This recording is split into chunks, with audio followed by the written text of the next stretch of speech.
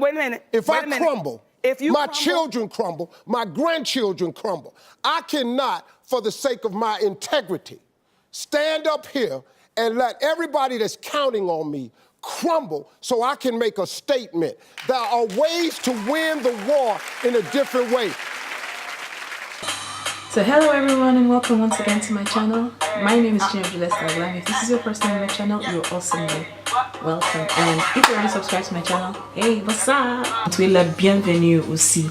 Right, so today I'm going to be talking about something that most of us must have heard so much about, from Uncle Steve to Aunt Monique. I like to call her Monica. To Aunt Monique, and you know, the so-called or alleged brawl that, you know, took place during their interview, or during Uncle Steve's interview of her. Now I've been waiting so much for this video because, you know, I was like, listen, you know, why would Aunt Monique try to, you know, do stuff like that? I mean, Aunt Monique, I got love for you, man. You know, I have so much love. I love her a lot. I love her a lot, and she's one of the best female comedians out there. And in fact, for me, she's the best. Not even one of, she is the best female comedian out there.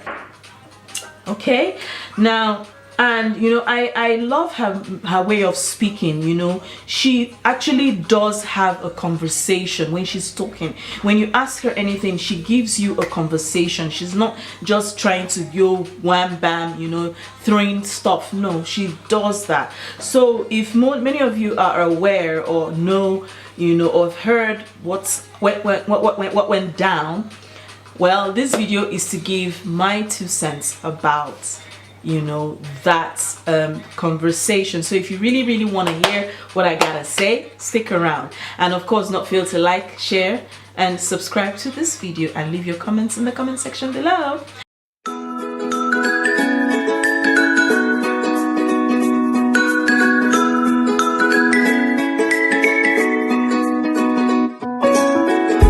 Alright, so we're back now. I'm going to just go through the basics. Listen, first of all, I loved the fact that they were both able to talk. You know, this wasn't just some, you know, TV, come sit down with me and now let's get you know, into each other's faces. No, this was a conversation with two mature adults. I love the level of respect that both of them gave to each other, and Aunt Monique did a wonderful job of that. I love the way Uncle Steve did, you know, he gave, you know, there was mutual respect for both people. So like I was saying, I love the fact that there was so much mutual respect for each other, and that was beautiful to see. You know, for me it was lovely. You know, they actually did have a conversation with respect for each other. Now, while on Instagram, I saw a lot of commentary on people saying Uncle Steve sold his soul for money. You know, Aunt Monique did, you know, she's upright, she's with her integrity and co. And I'm not here to say, oh, Uncle Steve stole, or, you know, sold his integrity. I know I'm not going to do that, because there comes a time in a man's life when certain things become more important to you. And if I should explain, and I'm going to take my time to explain, you know, Uncle Steve did no such thing. And when I see Uncle Steve, when I look at Uncle Steve, I see Uncle Steve as somebody who would say what he wants to say, when he wants to say it. No one is going to hold him by the balls. Now, I also believe, and I also think that some of the statements he made, you know, because of the way he said them, were taken out of context, you know. And that's not to say that, you know, Aunt Monique, I'll have to give it to Monique, she's been incredibly brave. Listen, you guys, the world we are living in today, people don't want to hear the truth anymore. However you want to put it, people for them. And I love the fact, you know, Dave Chappelle said, well, he said that we are now living in a world where people who tell you the truth are haters, and those who support you in your bullshit in your lies, in your fuckery, are your real friends. My husband is Sydney, who happens to be my manager. We got labeled as difficult because I said one word, and that was no. Now, I said no to some very powerful people. I said no to Oprah Winfrey. I said no to Tyler Perry. I said no to Lee Daniels. And I said no to Lionsgate. But then we all forget that real friends actually tell each other the truth, no matter how painful it's going to be or it will be. And that, you know, even if it hurts, at a time, you know, you understand that this is your real friend talking to you. No other person is going to give it to you, you know, like this. You know, so you know, I'm going to commend her so much because she is damn brave, you know. All right, so I want to go back to some of the things that went down in that video. Pardon me, I'm going to be looking down, but I don't want to be looking down again. All right, so first of all, I'm going to start with Uncle Steve, you know, from the beginning of the video when he said he thought that she went about it all wrong. And that he said, you know, he talked about the fact that, you know, when she said boycott Netflix, which was very important, you know, it was a very important point that he picked there. He said that she didn't give a point of action. And that was true, you know. When I recall when she said when she gave out the video on Instagram, I watched it, and there was no point of action. She didn't specify a point of action. She didn't say subscribe, if it's, you know, if it was about not subscribing or if it was about not watching certain shows, you know. I mean, I believe that Aunt Monique draws a certain kind of crowd that if she says something, it's gonna happen. But then I also noticed that when she said boycott Netflix, I'm very sure a lot of people did not boycott Netflix. I was even one of the people that said, "How I'm going to boycott Netflix for what?" Because it was just vague, you know. Now, and he also said, Netflix is a rich people problem, you know. And you know, I'm just going to go down. He said, you know, and when he gave all these instances, I was like, I began to ruminate in my head. I'm like, what did he mean by Netflix being a rich people problem, you know? And he also said another thing. He said that she, you know, she digressed. She went away from the narrative which was in the beginning Netflix, and she went into Oprah, Lee Daniels, and Tyler Perry. Now, all these people have what they represent, and he said that while people will take, you know, offense, is because of where they have come from to where they are, which is true, you know. But I also know that there was a very big disservice that was done to Aunt Monique, which she needed to address. And you know, sometimes we as human beings, we always tend to, you know, we all tend to process things differently, react differently, carry out our actions differently. And I think that is just you know who Monique is. She is the kind of person that when things happen to her, she doesn't just let it wait. She talks about it. She has to. And I think that's, for her, that's her own form of release. There are some of us that will not. Some people will be like, you know, keep it in. But she is not that kind of person. And I think, you know, because what I'm just trying to do is to understand her own angle and understand Uncle Steve's angle. Now, you know, I also love the fact that Uncle Steve was able to apologize to her, you know, in his own way, and for, you know, he recognized his faults. And I think that's one of the things that I respected so much, and I respect so much about both, you know, about this conversation. Uncle Steve said, I am sorry, I didn't do what I was supposed to do as your brother.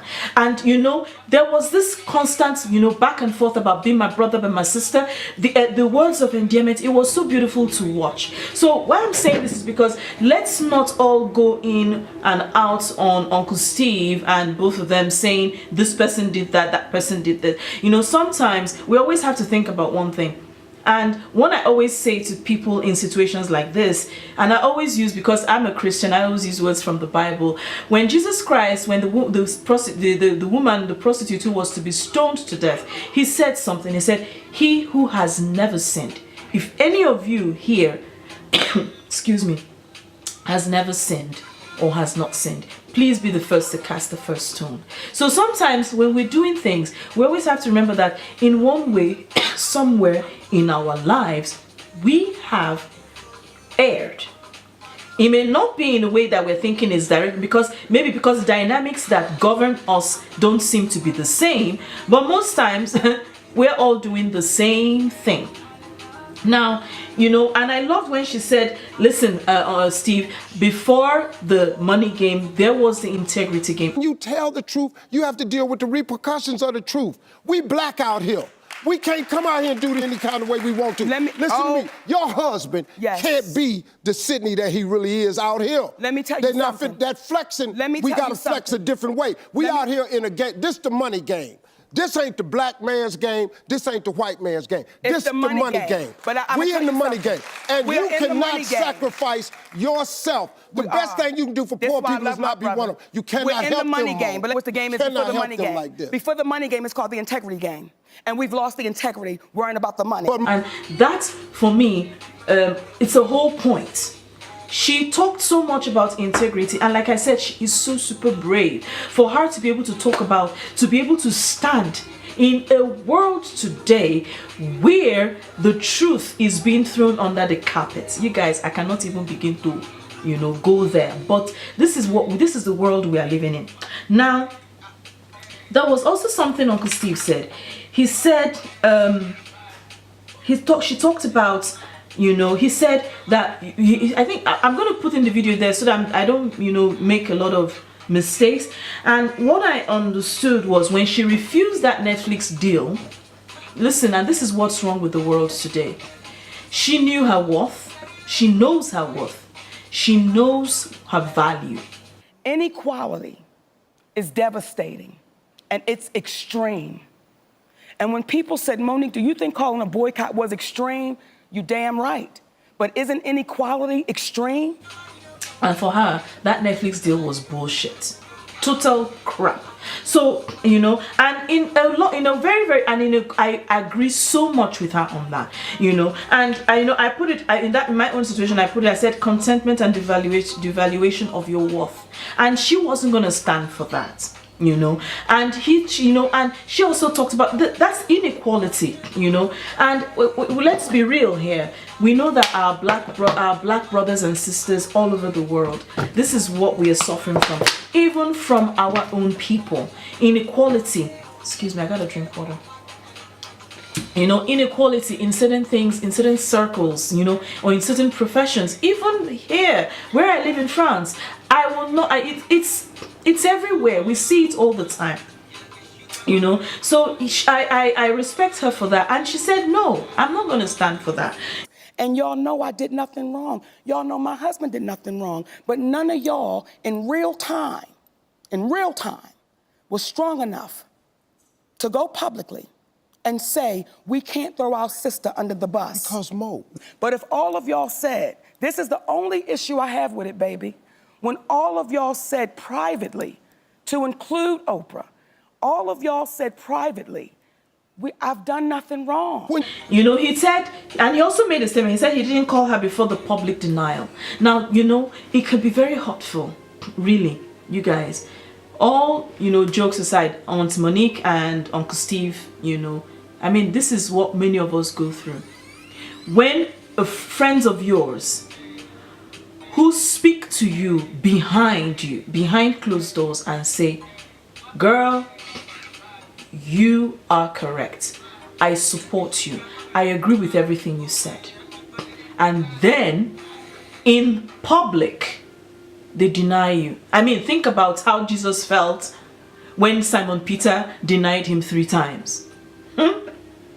I'm sure the heart of Jesus must have fallen, but he was already condemned. So that was, and I'm just imagining, that was her situation. She already felt condemned. If you, I mean, why would you tell me something like this behind closed doors and then in front of people in the public eye, you deny me? You know, and I can understand how she feels or how she felt. And it's, you know, it's one of those things I talked about in the last video I put up, and I said, know who your friends are. This is one of the issues. And I'm going to link that video also in this video. Know who your friends are. You know, that is not to say that Uncle Steve isn't her friend or her brother or her sister. But then what's somebody who has known you from the day you were, you know, on the grind, from the day we started, who said, don't worry, I got your back, then comes out in public and denies. And that is actually the issue. The issue is that all those who said they got her back all denied her in public. I mean, think about how Jesus felt. And I'm sure that is how Aunt Monique felt. Okay? Now, well, you guys don't fail to also tell me, you know, put in the comment section below, what do you think about this, you know? I mean, how would you feel? She has a right to be upset, you know? So think about, you know, so put your comments in the comment section. What do you think about this? I mean, do you think, you know, it was good or it was okay for them to have denied her publicly? Do you think it was right for them to have done that, and why? Now, you know, Uncle Steve also talked about the fact that the narrative, you know, had been flipped. Now, I've also watched the video of Monique and Oprah and a lot of things. In my opinion, and like I said, this is my opinion. In my opinion, Oprah owes her a very big apology. She owes her that. I mean, one of the things, and you know, this is one of the things that I've noticed and is happening a lot. When people get to a certain level in life, saying I'm sorry is like, who do you think you are that I should tell you sorry? Who do you think you are that I should say I'm sorry? And I think that's the problem here. In my opinion, I think Oprah owes Aunt Monique an apology. That aside, okay? Now, moving forward, you know, so she talked about Oprah, Lee Daniels, and Tyler Perry. Something went down. And it is that something that is getting her so upset. And I want to believe that it is the public denial, okay, and not the other, and no other thing, but that public, you know, denial that is the bone of contention here, you know. And which brings me to the, you know, to the next point I'm going to make, you know, whereby flipping the truth for the comfort of those who we want to please. Is it worth it? That's, for me, that's the $1 million question. Is it worth it? So please leave your comments in the comment section, you know, below on this. Is it worth it? Flipping the truth for the comfort of, you know, some people or people you want to please. That said, I want to go also into another thing that came to my mind about flipping the truth. I remember I read you know, a saying that goes choosing between what is right. It says if you have to choose between being right and being kind or something like that, I'm going to look for it. I don't want to go blabbing. It says choose kindness, and I'm asking myself, is that what Uncle Steve did? Did he choose to be kind by bringing her on his show? I don't know. I'm just thinking, did he, is this a choice? Is this about being kind rather than being right? You know, like I said, in this conversation, there was no one who was vying for, you know, to be right or to be wrong. Everybody, you know, acknowledged their faults in this, okay? Now, moving forward, and then she also said that privately that okay, I've said it, that they all said she was right. Now, Uncle Steve said that the apology has to go both ways. That means Oprah and Lee Daniels and Tyler Perry gotta owe you an apology, and Aunt Monique owes them an apology. And there was this look on her face. I'm gonna put the video so that you see. She had this look on her face that said, you know, my question is she gonna do that? Is she gonna apologize?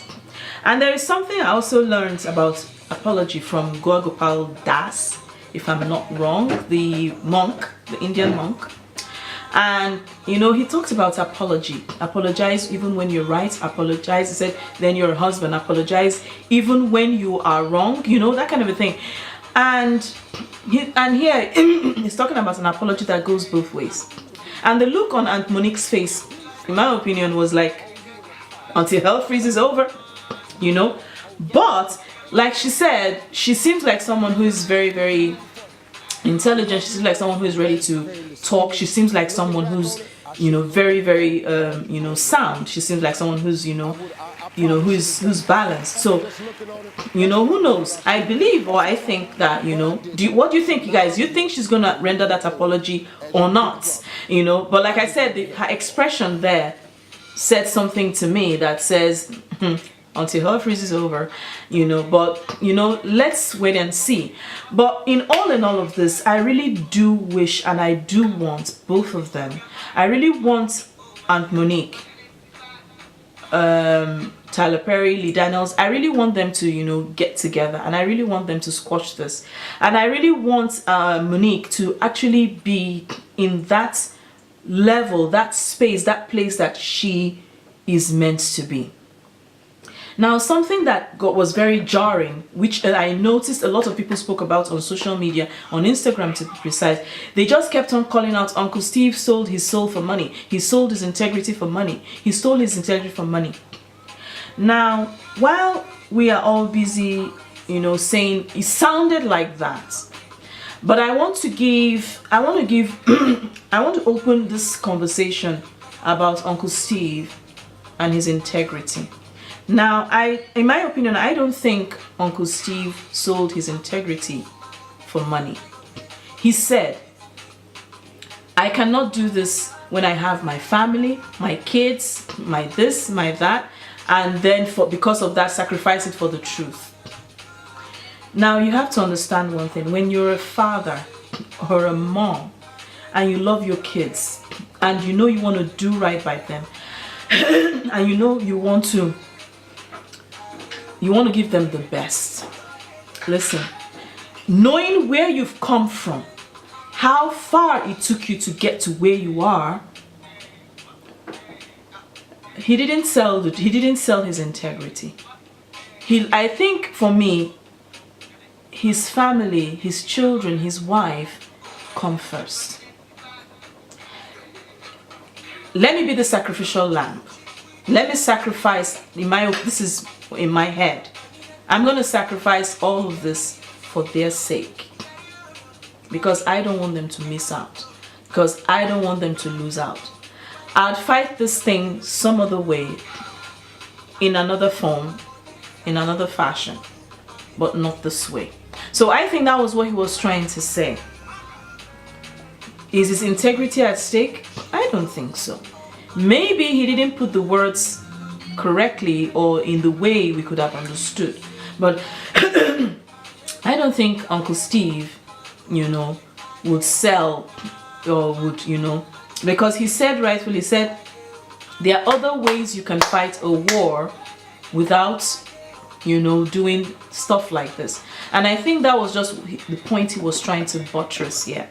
It sounds like, you know, it sounds like, yes, you know, I cannot because of no. But I think, you know, and I'm just imagining, because it gives me another example I'm going to give. When I was in secondary school, I recall the principal, that woman, she was a devil. She was the devil. We even had, there was something, that woman was the devil. Now, I recall when, you know, shit hit the roof, I was in my final year. And I recall my dad, for the sake of get out of school, get your grades and go out. There were so many things that I recall very well. There were so many things that were going on in school. And I was, you know, telling my dad, I was like, listen, can you imagine this, that happened? Just because I had already been suspended, you guys. We got back to school like a week to exams. That was how terrible this lady was. And there was an ideology. She had this warped ideology that we were all going to fail. You guys, our results in FGGC Shagamu remains unbeatable. This is 2019. And I am so proud. But I also realized, like I was saying, let me go back to, you know, the story.